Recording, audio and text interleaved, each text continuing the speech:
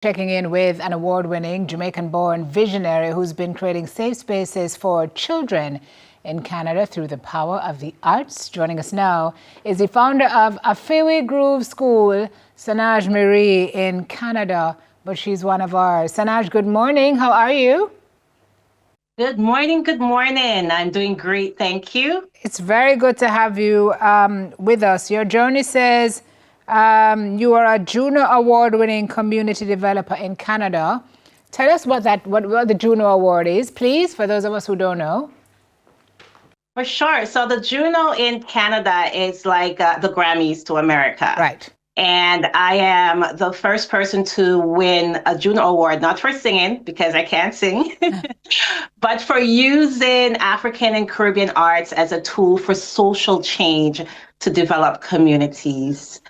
So I was awarded this amazing award in 2023 by a man by the name of Kevin Drew from a band called the Canadian Social Broken Scenes. Oh, yeah. He had donated $25,000 to the school to buy African djembe drums.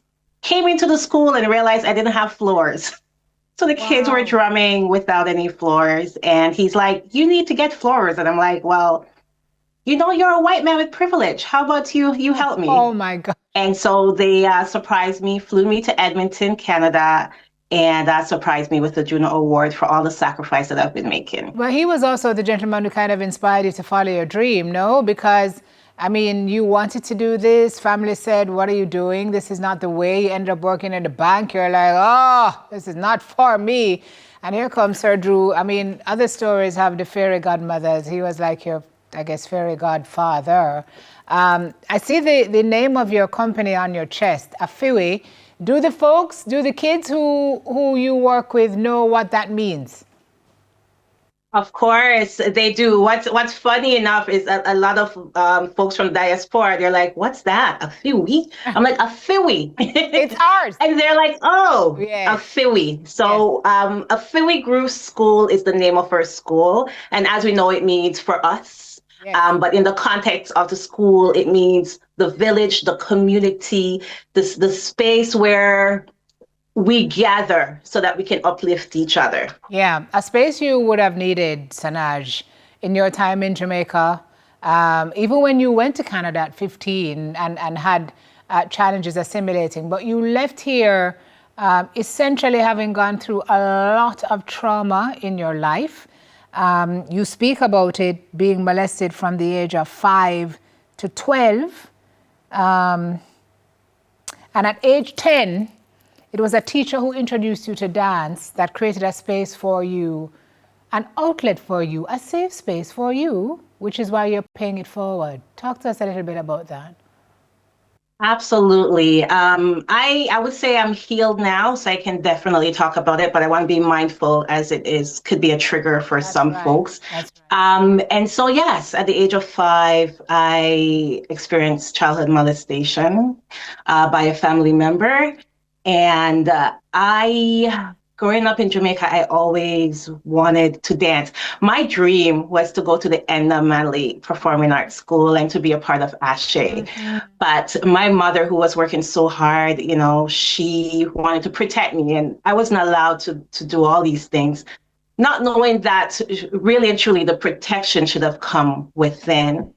And so just like Dr. Maya Angelou, I was muted at the age of 5 because I was in shock that a family member could do this.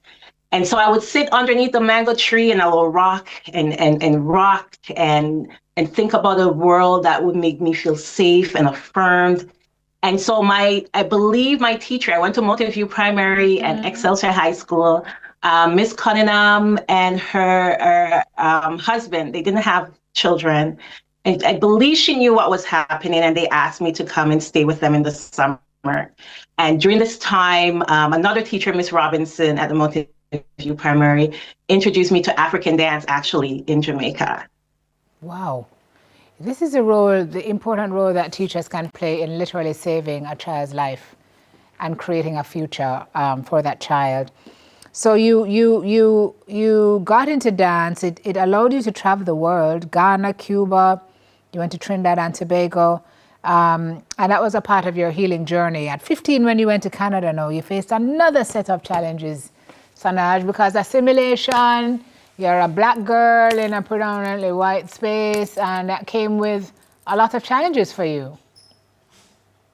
Absolutely. The challenges were, I didn't know I was Black until I left Jamaica and I came off that plane.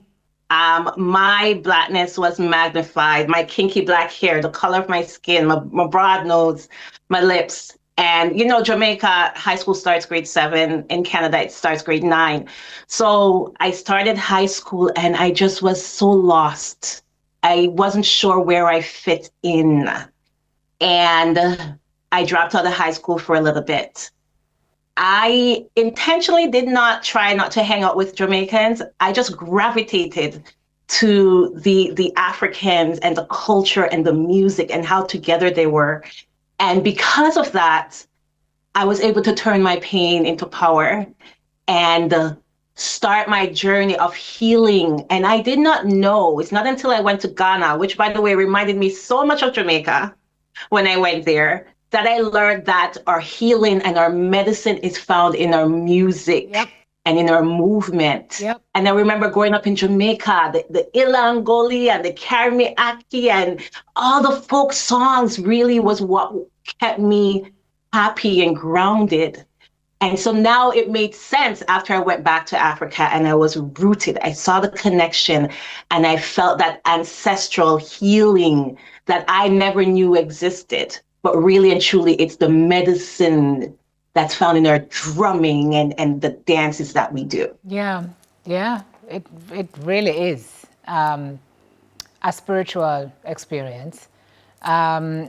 So here you are now passing it on. Tell me about how you started the studio and what kind of work you're doing with the kiddos there. For sure. So I started the studio, well, it's called Afiwi Groove School and Center for Arts and Culture. I always wanted to be a dancer. As I said, I would walk past Edna Madley in the mornings and just wish that I could be on stage.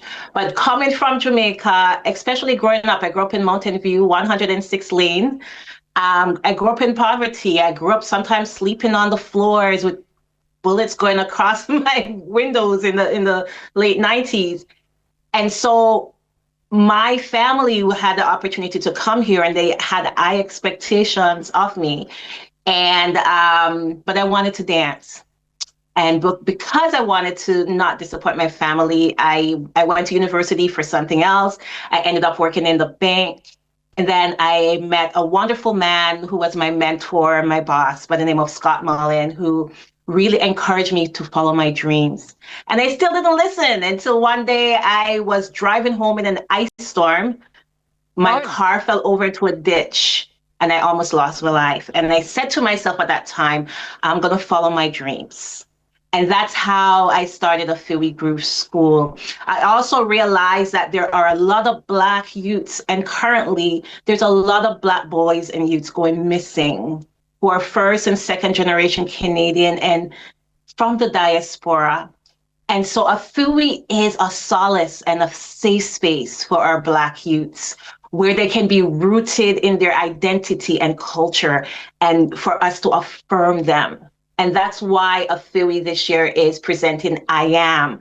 Just like when I was in Jamaica, I remember the community leaders who raised me, they used to affirm me, right? And tell me how great I am, even though I didn't feel it because I was in so much pain. And so that's what we do at Afiwi. We create a safe space for them. We affirm them. We put them on a big stage every year, which is coming up this June 28th. We have the I Am Showcase. Mm-hmm. And that's what we've been doing, affirming our youths and just helping them find themselves. Yes. Okay. The Regent Theatre in Oshawa. Got it. Okay. So if you are... So we're finding them through arts and culture so that they don't go missing. And then when we do find them, we affirm them and use the arts as a way to develop them. Yeah, and it works. It works. I'm sure your results are more than we can share this morning, but we congratulate you on the work you're doing, Sanaaj, and we thank you for sharing it with us this morning. Keep doing what you're doing, my love. There's obviously great passion there, and passion and purpose, when that collides, forget about it. Thank you very much for joining us this morning. Absolutely. Thank you so much, and follow us to learn more. Okay, Afiwi Groove School is where you are in social? Afiwi.